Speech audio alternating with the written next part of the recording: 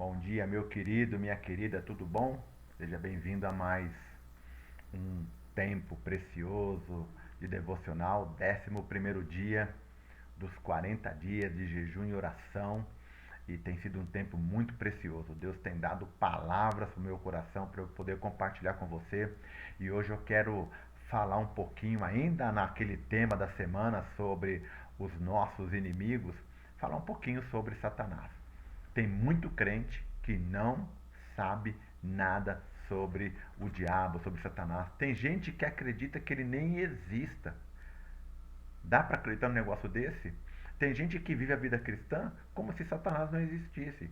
Então, é uma coisa importante para você pensar e não menosprezar o poder que ele tem, porque ele é ardiloso. Olha só, a cruz e a ressurreição nos dão poder sobre Satanás e seus demônios. Há uma turma, uma patota, né? Há um clã, Satanás e os seus demônios. E a gente não pode ignorar a existência deles, nem a ação deles. Eu vou citar alguns textos aqui, não dá para ler todos novamente, mas eu espero que você faça isso depois com calma, tá bom? 1 João 5,19, João chama o diabo do Deus do presente século. O mundo jaz no maligno.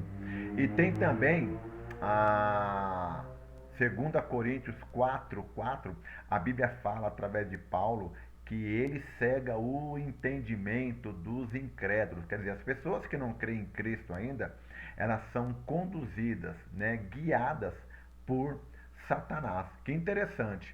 Pastor, eu achei que todo mundo nascesse filho de Deus. Não. Só se torna filho de Deus quem recebe a Jesus no seu coração. Se você ainda não entregou sua vida para Jesus, faça isso hoje. Quando você entrega a vida para Jesus, você é transportado do reino das trevas, do reino de Satanás, para o reino da luz, para o reino de Jesus Cristo. Está lá em Colossenses 1:13. Por isso que é importante ler a Bíblia e descobrir essas verdades sobre o nosso inimigo. Aliás, quando nós pensamos numa guerra, num combate, nós precisamos ter consciência de quem é o nosso inimigo, de como ele luta, onde é que ele está, que artimanhas e estratégias ele usa para que a gente possa combatê-lo. E que armas o Senhor tem disponibilizado para a sua igreja? Lá em Efésios capítulo 6, verso 12, a Bíblia fala o seguinte, deixa eu ler aqui, ó. Efésios capítulo 6, verso 12. A nossa luta não é contra seres humanos, mas contra os poderes e autoridades, contra os dominadores deste mundo de trevas e contra as forças espirituais do mal nas regiões celestes. Olha só que interessante, Paulo está ensinando que a gente não tem que lutar contra as pessoas, mas a nossa luta, o nosso empenho, né, as nossas armas, elas têm que ser armas prontas para atacar esse tipo de ser espiritual. A luta espiritual, ela se trava nos céus, nas regiões celestes, e pode ter certeza que tem demônios soltos, né? O próprio Satanás agindo de maneira que ele venha tirar você do alvo. E sabe qual é o grande trunfo do diabo? O engano. Não é à toa que Jesus chamou ele, né, do pai da mentira. É um engano. Foi o que ele fez com a Eva.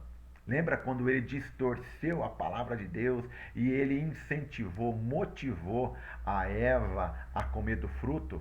Deixa eu falar uma coisa bem importante aqui, pensando naquele momento de Eva.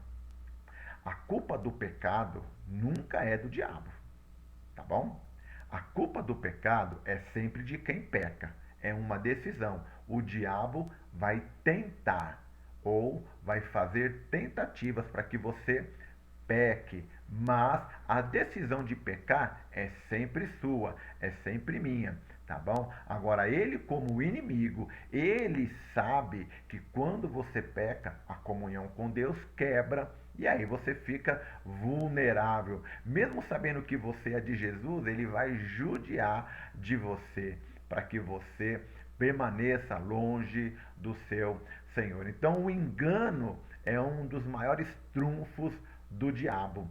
O apóstolo Paulo diz lá em 2 Coríntios 2:11, a fim de que Satanás não tivesse vantagem sobre nós, pois não ignoramos as suas intenções. Ele fica colocando armadilhas, ciladas no seu caminho, no seu trajeto, no seu caminhar, para que você caia. Você precisa ficar esperto, saber que ele está agindo, trabalhando. Sabe o que ele está fazendo agora? Segundo o texto de Apocalipse 12:9, ele está enganando o mundo. O mundo já do maligno. Esse é o trabalho dele, enganar o mundo e levar as pessoas a se afastarem do Senhor. E olha, quando a gente pensa sobre essa estratégia dele, é só você ler o texto de Mateus capítulo 4, quando Jesus foi para o deserto, levado pelo Espírito Santo, ficou 40 dias ali, jejuou, como nós estamos fazendo aqui agora, e lá ele foi tentado. O que o diabo usou para tentar enganar Jesus? A palavra. Ele distorce a palavra ou ele usa a palavra fora do contexto para levar para que Jesus pudesse então pecar. Que interessante, mas Jesus chegou naquela cruz sem nenhum pecado e morreu por nós, né? O sacrifício perfeito. Agora, saber que o diabo tem esse poder e que ele está solto, né, é muito importante. Mas muito melhor do que saber isso é saber aquilo que João fala em 1 João capítulo 4, verso 4. João fala que maior é o que está em mim, Jesus, do que o que está no mundo. Do que aquele que engana o mundo, maior é aquele que habita no meu coração, Jesus Cristo, do que aquele que está solto fazendo maldade. E 1 Pedro 5,8 diz o seguinte: estejam alertas e vigiem. Essa é a minha posição. Ficar alerta, vigiar, estar atento, ficar sóbrio. Sabe por quê? O diabo, o inimigo de vocês, anda ao redor como um leão, rugindo e procurando a quem possa devorar. Fique esperto. Ele veio para matar, roubar e destruir. Ao contrário de Jesus, que veio para dar vida e vida em abundância. Tá certo?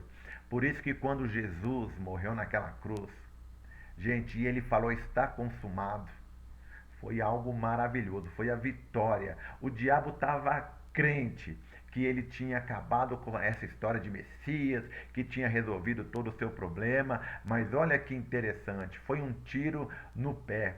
Colossenses capítulo 2, a gente leu esse texto ontem, verso 15, fala que Jesus, tendo despojado os poderes e as autoridades, fez deles, aleluia, um espetáculo público, triunfando deles sobre a cruz. A cruz foi o ápice, a cruz foi a grande, foi a paulada final que Jesus deu na cabeça da serpente. E agora, para a gente terminar, eu quero que você entenda qual é a sua posição em Cristo. Tem muita gente que está andando com o diabo aqui, ó, dirigindo a sua vida, soprando um monte de mentira, de bobeira, né? Levando a pecar. Não, não faça isso. O lugar de Satanás, é isso que eu quero que você ore nesse dia, é debaixo dos seus pés.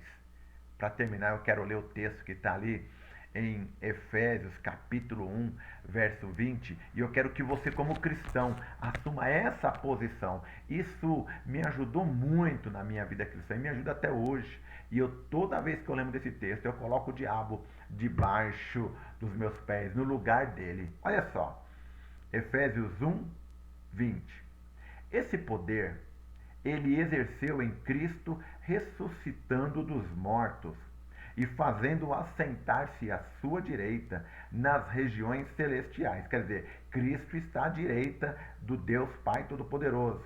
Muito acima, não é um pouquinho, é muito acima de todo governo e autoridade, poder, domínio e todo nome que se possa mencionar, não apenas nessa era, mas também na que há de vir, aleluia. Então, Jesus está acima de todo principado, toda potestade, todo poder e toda autoridade. Deus, lá no verso 22, colocou todas as coisas debaixo dos seus pés e o designou cabeça de todas as coisas para a igreja. Quem é a igreja? Eu, você, nós somos a igreja, que é o seu corpo, a plenitude daquele que enche todas as coisas em toda e qualquer circunstância. Então, em Cristo, como igreja, nós estamos juntamente com Cristo, acima de todo poder, toda potestade, todo domínio, todo espírito maligno, inclusive sobre Satanás. Reivindique isso hoje, declare isso hoje e coloque o diabo no lugar dele. Em nome de Jesus. Amém.